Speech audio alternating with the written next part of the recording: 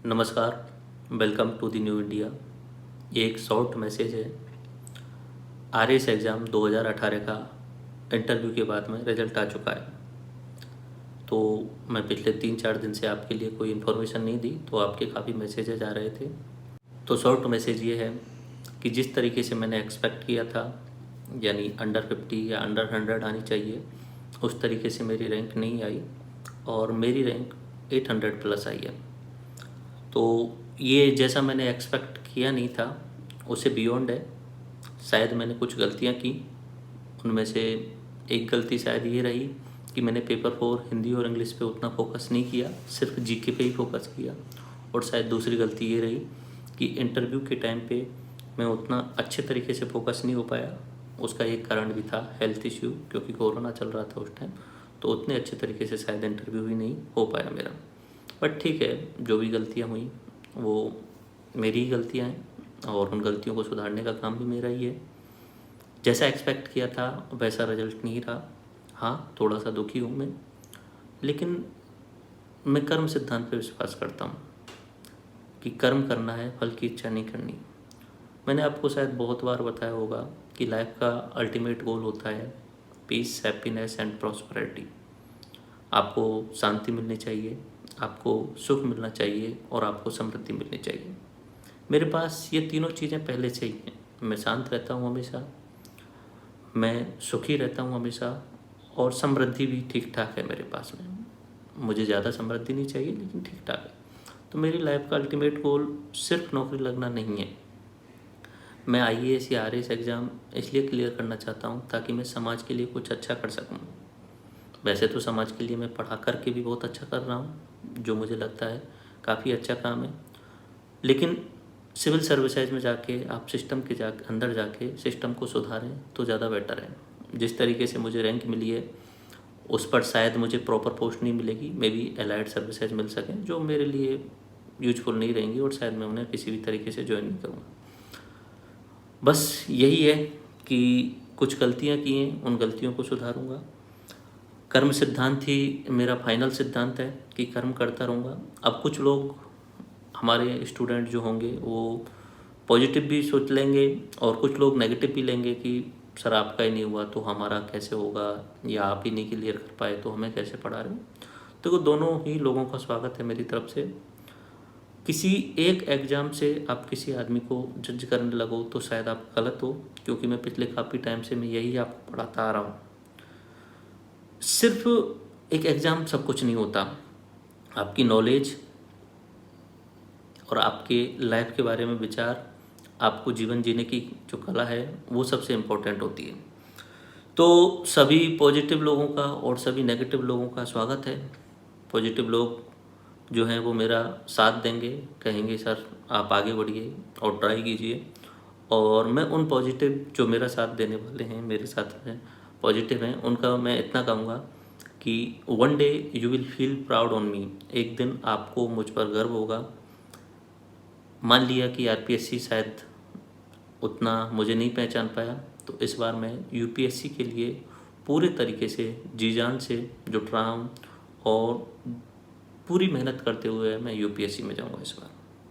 तो जो पॉजिटिव है उनके लिए मैं इतना कहूँगा कि आपको एक दिन मुझ पर गर्व होगा, और जो नेगेटिव बोलेंगे मेरे लिए तो मैं उनको कहूँगा कि आप मेरे लिए मोटिवेशन का काम करोगे।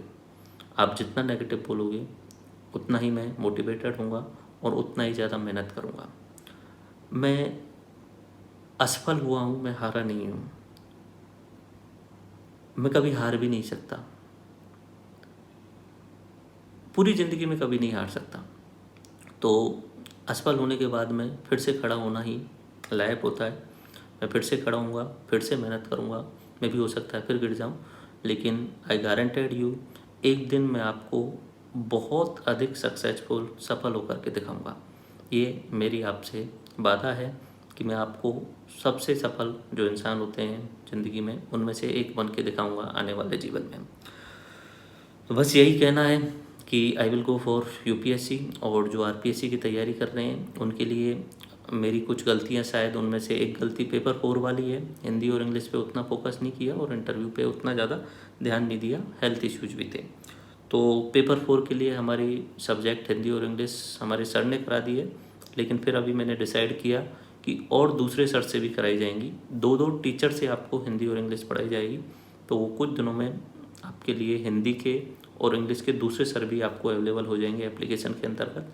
तो पेपर 4 की जो गलती मैंने की है शायद वो आप नहीं करें। दोनों ही टीचर का पढ़ाया हुआ 2 या 3 बार रिवाइज करें, क्योंकि पेपर 4 ही आपके एग्ज़ाम में फाइनल मेरिट डिसाइड करता है। तो बस इतना ही कहना है कि I will go for IAS 2022 and मैं अपना बेस्ट करूँगा और आपको एक दिन मुझ पर प्राउड फील होगा। और बाकी आपकी कुछ भी क्वेरीज होंगी, वैसे तो मैं पर्सनल चीज़ें आपको बताता नहीं हूँ, अगर मैं सफल होता तो शायद वीडियो भी नहीं बनाता।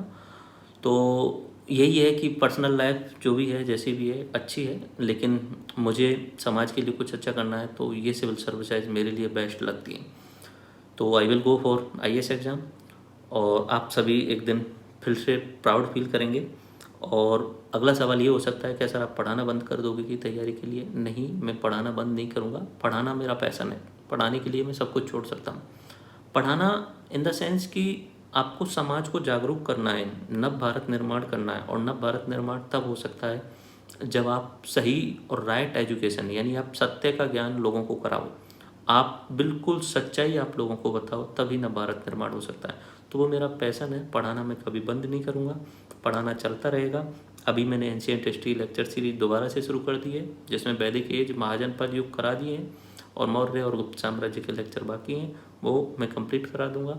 एंड बहुत दिनों से IAS वाले स्टूडेंट वर्ल्ड हिस्ट्री पार्ट 2 की डिमांड कर रहे हैं, तो वर्ल्ड हिस्ट्री पार्ट 2 बहुत जल्द आपको शुरू हो जाएगी, जिसमें French revolution, American freedom struggle, America की क्रांति, अमेरिका का गृह युद्ध, उसके बाद में जर्मनी का एकीकरण, जापान का औद्योगिकरण, Russian revolution, world war 2 and national boundaries का रीऑर्गेनाइजेशन, ये कुछ लेक्चर्स रहेंगे जो मैं ओवरव्यू में आपको बता दूंगा। तो यही मेरा आपके लिए शॉर्ट मैसेज है। मेरा सपोर्ट करने वालों के लिए थैंक यू, और जो मेरे साथ में नेगेटिव हैं, जो मेरे लिए नेगेटिव बोलने वाले हैं, उनके लिए आल्सो थैंक यू, क्योंकि आप मेरे लिए मोटिवेशन का काम करेंगे। आई श्योर गारंटेड, एक बार फिर से मैं आपको वादा करता हूँ कि मैं बहुत अधिक सफल होकर के दिखाऊंगा आपके लिए। धन्यवाद। जय हिंद।